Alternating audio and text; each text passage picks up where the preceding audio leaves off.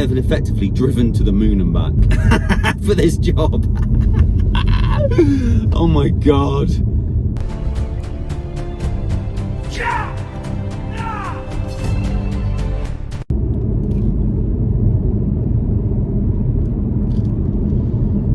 Hello world.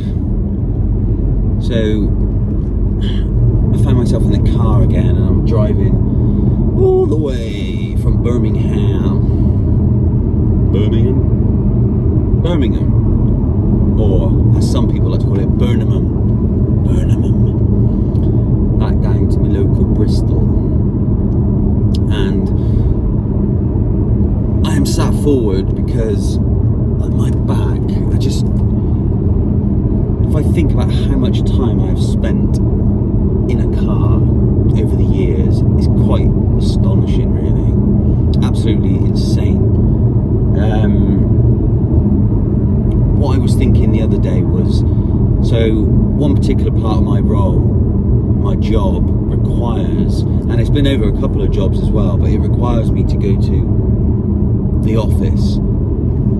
Now where I am based, the office for me has always been 2 hours away, or give or take 100 miles. And when I say 2 hours, I mean that could be 1:45, but in traffic it could be 2:15, 2:30, you know, whatever. But on average, I would say a mean average, let's say 2 hours travel time to get there. But of course that means 2 hours back. So if you say 4 hours per week, that is a very fair reflection. So let's just say I don't do every single week, excuse me, but I do 3 out of 4. So instead of 52 weeks in the year, let's just say I do 40. No. This I'm going to be even more conservative just for the point of this exercise. Let's just say I do 30. So just over half. That's like every other week. And that's probably, with bare minimum, I definitely would have done more than that. So 30 times a year, I am spending 4 hours a day, these are all conservative figures, in the car. So 3 times 4 is 12. So 30 times 4 is 120. That's 120 hours divided by, let's say, 24. So 24, 48, 96. That's 4. So say 5. So 5 days a year I spend in the car, just when you talk about my Mondays. 5 days, and that's 24-hour days. That's not even like a reduced day. That's like me getting up Monday morning at 8 a.m. and just driving, and then at Friday at 8 a.m. So Monday, Tuesday, Wednesday, Thursday, Friday. No, sorry, Saturday at morning. It's like spending a full work week driving in the car. And that's not my normal driving days. Like, that's not all the other stuff, the site visits or nothing like that.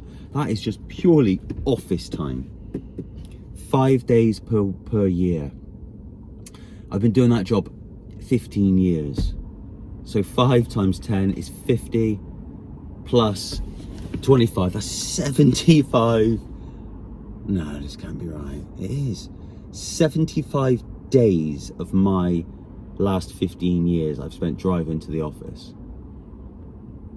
That is, I mean, that is fucking insanity if you think about it. Like madness, really. Absolutely cuckoo. Oh bollocks, I just missed the fucking traffic light. Yeah, 75 days in 15 years I've spent just so, like, Jesus Christ, that's bright. So yeah, that's a worry, really, if you think about it. What could I have achieved in that amount of time in a different world, you know? I mean, they say that you need 10,000 hours to become an expert at something. I don't know if I've just worked out the hours there. Maybe I'll back calculate it, but you know, I'm pretty sure I am an expert at driving. Like, seriously, professional grade driver. You know, forget these Ubers, forget these fucking race drivers. I literally, you know, I am the personification of autopilot. I've got no idea how I get to places in and out at some point. No recollection of it. Hundreds of miles of travel. No recollection of how I got there. Alright, I'm just coming to La Estación de Petroleum. I'm going to fill up my petrol tank and then I will reconvene. Just filled up for the petrol. Filled up the petrol for the 8,000th time because these little tanks that the hybrid cars have got are hilarious. You know, 25 litres and then bosh, you got to fill the bloody thing up again. And obviously just doing the journey that I've just done. Oh, I got a phone call coming in. Let me accept this. Anyway, I just looked it up, fact checked myself. So 10,000 hours is actually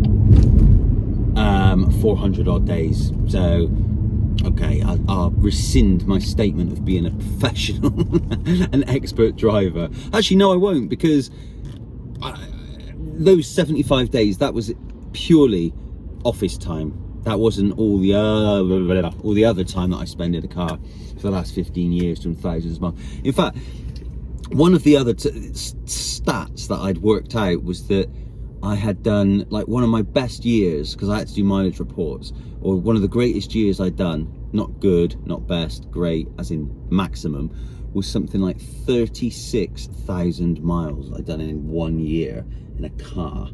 And or 35,000, should I say. And I thought, well, it's 356 days a year, 365 days a year, what have you. So that's basically an average of 100 miles per day, every day of the year. Now, it doesn't work out strictly like that, because obviously most of my mileage is done in the week. The weekend might be hugely reduced. But on average, 100 a day, 36,500 miles per year. So that was the kind of numbers I was putting on the clock, on the car. Now, that was the peak, but on average, usually it's somewhere between 25,000. I don't think I'd done any less than 25. Maybe during COVID, I think I'd done 20,000 because I was still out driving. But yeah, on average, that kind of number. So if you tot all that up, even after 10 years, that's 300,000, 15 years. It's about 500,000 miles that I had done. 500,000 miles, which is just like obscene. God damn it. Yeah, so I remember I'd done a report once, like a sales meeting report, when I was quite young and just in the role and new to the job, and doing all this kind of mileage really did, like, whoa, shock me. And one of the little things that I did, I mean, looking at it now, it's probably quite an endearing thing for a young sales guy to do in front of all my superiors, managers and whatnot. They probably go, fucking, look at this kid here, what is he going on about? But I put down like a stat, like a rolling stat from, say, like order value relative to order number, relative to quote number, relative to visit number, relative to inquiry number, and then how many visits I would have to do, which equated to how many miles per. And I kind of worked out, and it, funny enough, it all kind of follows a trend. So like, if you want to get more revenue in sales, you need to get more orders. To get more orders, you need more quotes. To get more quotes, you need more visits, you need more inquiries, you need more miles, etc, etc, etc. And it's a correlation between a lot. It's fascinating. It's not quite as linear as that. It's not like, okay, to get one order, but you get the point. And I'd worked out that, I mean, that using that example there, like 1 year I'd done 35,000 miles, but the distance around the equator, if you were to drive around the equator, if there was such a road, ignoring the sea and that, is about 25,000 miles. It might be slightly less or slightly more, whatever, but 25,000 miles is basically the average of what I was driving per year. So I'm like, do you know what? Every year I spend in this job, I am driving basically around the earth. And then after 10 years, if you assume that I had done 250k, that is the distance from the earth to the moon.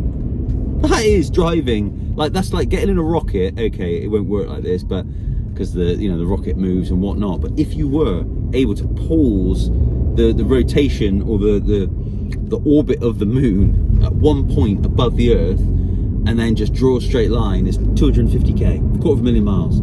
So over, I've done 500. So I have effectively driven to the moon and back for this job. Oh my God. Still here. I deserve more, man, to be honest. I deserve more. I should get more than fucking gift voucher for my service. I've driven to the goddamn moon and back. Oh dear. One day I will just sit still and I will not drive anywhere. It's the plan. I wonder what effect that amount of movement has on a human beings compared to someone who doesn't move. So I just wonder, maybe I should ask ChatGPT and see if he can tell me. But if you think the Earth is always rotating, and it's a bit like pilots that are flying around against the rotation of the Earth, or with the rotation of the Earth, what's happening there? Are we getting time travel?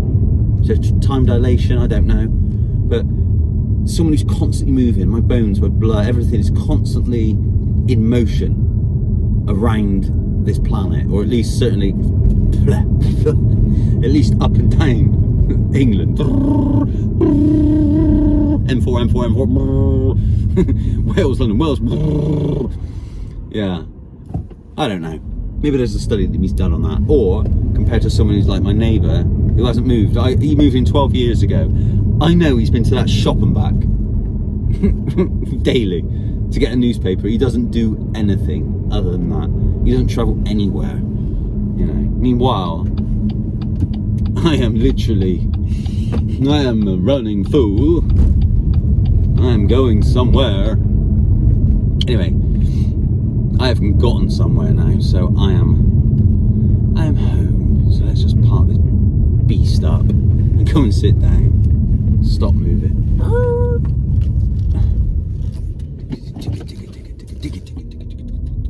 Look at that, professional driver. I knew I was good at driving. Adios, amigo.